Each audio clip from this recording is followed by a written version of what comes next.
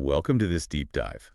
Have you ever stood on a driving range, completely frustrated, trying to perfectly mimic the swing of Tiger Woods or, Arnold Palmer. right, Arnold Palmer, and you try so hard only to top the ball right into the dirt? You watch the videos, you freeze frame the exact position of their elbows, you try to replicate that picture-perfect posture, and then absolute disaster. It is the universal golf experience, really. It is, and if you are nodding your head right now or, maybe wincing at the memory of your last round, you are in exactly the right place.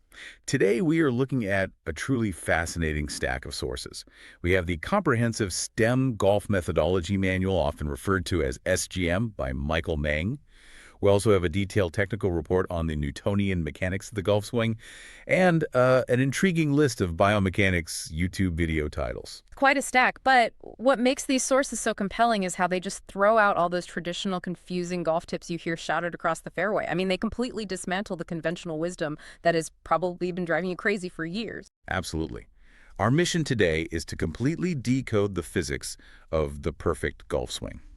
We are going to shortcut your learning process by abandoning those old cliches like keep your head down or swing smooth, and instead use science, technology, engineering, and math to understand what is actually moving that club. Okay. Because here's the hook. Copying the static, perfectly posed pictures of professional golfers is scientifically useless. Totally useless, because every single human body is a unique mechanical structure. Right. The golf ball absolutely does not care what you look like. It only responds to the velocity of the club head at the exact moment of impact. Okay, let's unpack this. To start, we really have to completely rethink the human body. Most golf instruction relies heavily on 2D images or, slow motion video analysis, putting all the focus on the look of a swing. The problem is that static images cannot possibly show the dynamic 3D internal forces at play. Because they're just snapshots. Exactly. They are just moments in time. The SGM manual emphasizes a critical focus here. The high speed of the club head is created exclusively by dynamic forces within the body structure. It's the invisible forces, not the visible poses, that generate real power. Wait, so checking my posture in the mirror or trying to hit those specific checkpoints in a video is basically useless. Essentially, yes, because you are trying to copy the after effect of a force rather than creating the force itself. To help visualize this, the SGM text introduces the concept of viewing the human body as a standing crane or a structural bridge. A crane. Okay, I like that visual. Right. Think of your spine as the top post or the main axle of this crane. Your legs aren't just things you stand on. They are the massive grounded foundation holding the entire machine to the earth. And your arms and wrists, they aren't the engine at all. They are just the tension-free, whippy connectors. They are the swing chains. Hold on, let me push back on that for a second. When I watch touring pros on television, their forearms look incredibly tense and flexed right at impact. I mean, veins are popping. How can they possibly be completely tension-free? It's a great observation, but we have to separate structural tension from muscular pushing. Imagine a heavy wrecking ball hanging from a chain. When that ball is swinging at full speed, the chain is incredibly taut. Sure, because of the weight. Yes, it feels hard as a rock because of the forces pulling on it, but the chain itself isn't flexing a muscle to push the ball forward. It's just structurally engaged. In a high-level golf swing, the golfer's arms are taut because of the massive outward pull of the club, not because they are actively flexing their triceps to push the club at the ball. The arms are merely the radius of the circle. They transfer the energy, but they do not create it. That makes a lot of sense, and it perfectly brings up the playground swing analogy from the sources. Think about a standard swing set in a park. It's an A-frame structure. If the side poles of that swing set aren't bolted deep into the ground and made of heavy steel, what happens when an adult gets on it and starts swinging really high? It shakes itself apart. Exactly. The whole structure wobbles and eventually collapses under the circular force. In golf, your legs and your lower spine must be incredibly strong to handle the massive forces of the swing. They aren't just acting as a passive platform, they are actively resisting the extreme pull of the club. If your foundation is weak, your body instinctively slows the club down to keep you from falling over. What's fascinating here is that an effective swing is an explosive whole-body action where all segments contribute simultaneously at impact. We really have to dispel the traditional myth that power simply transfers in a neat, orderly sequence. You know the one? First the legs fire and stop, then the torso fires, then the arms. Right, exactly. That's a complete misunderstanding of the kinetic chain. In reality, a structurally sound swing means all those parts are working together, bracing against the ground and pulling inward to create maximum structural force at the exact moment of impact. That sets us up perfectly to tackle the actual physics of that impact, which is heavily focused on Newton's second law of motion. Most of us vaguely remember F equals ma from high school physics. Force equals mass times acceleration. But because the golf swing is circular, the formula in the SGM manual adapts to something much more specific to rotation. F equals mv squared over r. And that equation right there is the absolute key to unlocking clubhead speed. It tells us that to get the highest tangential velocity, which is the scientific term for the clubhead speeding forward in a straight line to hit the ball, you must generate centripetal force. Okay, mv squared over r might be a bit abstract for those of us just trying to break 90 on a Saturday morning. Let's break that down. What does generating centripetal force actually feel like for the listener? It comes down to a crucial geometric relationship defined by Newton's second law. The direction of the centripetal force and the tangential velocity are always perpendicular to each other.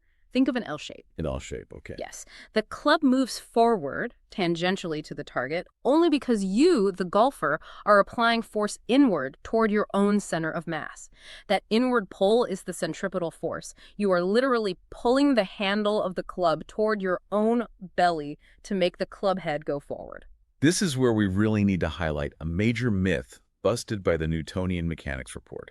You constantly hear amateur golfers and even some instructors talk about using centrifugal force to hit the ball. I hear it all the time. This idea that you want to feel the club pulling away from you. But centrifugal force does not create club speed. It is merely a fake or apparent reaction force. It's just the reaction your hands feel to the centripetal force you are creating. Precisely. It is a sensation, not a power source. If you want the club head to accelerate through the ball, you cannot push the handle toward the target. Yes. And the manual uses the track and field hammer throw analogy to make this incredibly visual. Picture an Olympic athlete spinning that heavy metal ball on a steel wire. They are grunting, leaning back, and spinning. They aren't pushing the wire toward the throwing field. If they did that, the ball would just drop. We would lose all its speed. To accelerate that heavy ball, they continuously pull it inward, leaning their body weight away from the target, pulling the wire toward their chest. The moment they let go, the centripetal force disappears, and the hammer flies forward at incredible speed. In your golf swing, during the downswing, you have to pull the grip of the club inward toward your body. If we connect this to the bigger picture, elite golfers increase this inward force by maintaining a very long radius.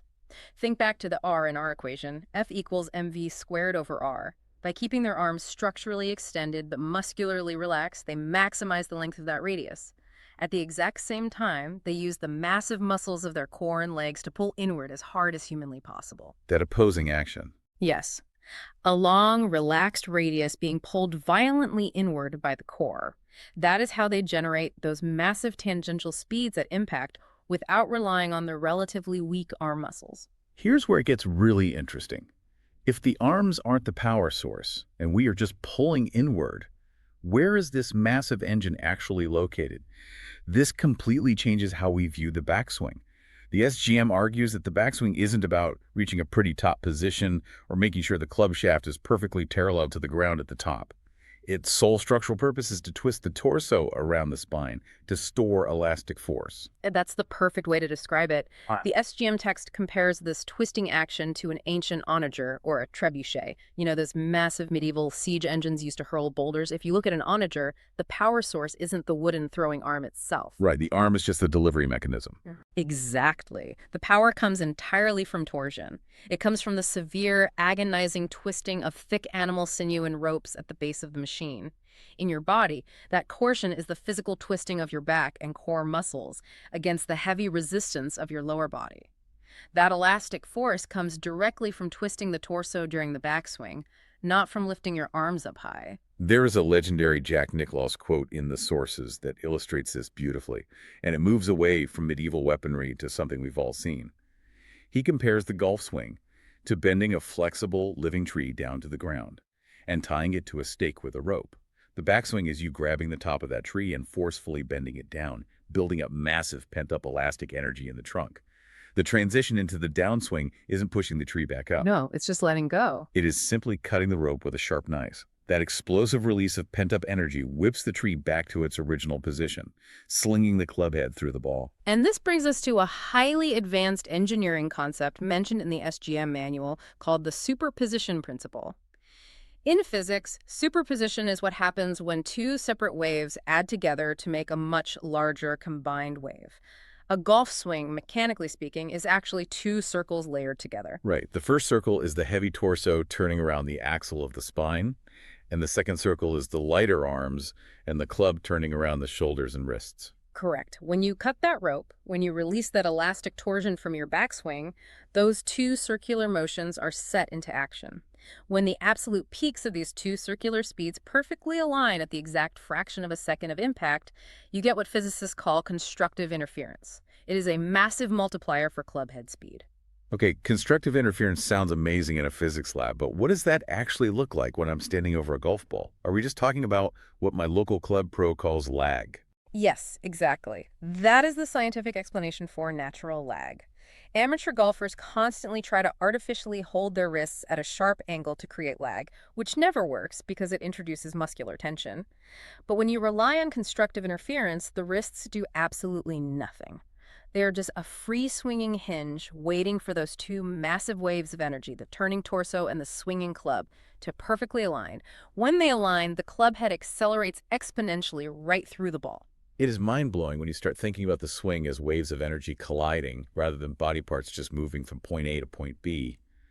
But all that energy requires a massive foundation to handle it without the golfer just falling over. Which brings us to Newton's third law: action and reaction. The sources make it undeniably clear that the ground is your primary power source.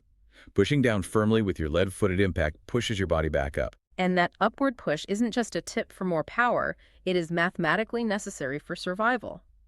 During a high-speed swing, the outward centrifugal pull of the club trying to escape your grip can exceed 100 pounds of force right at impact.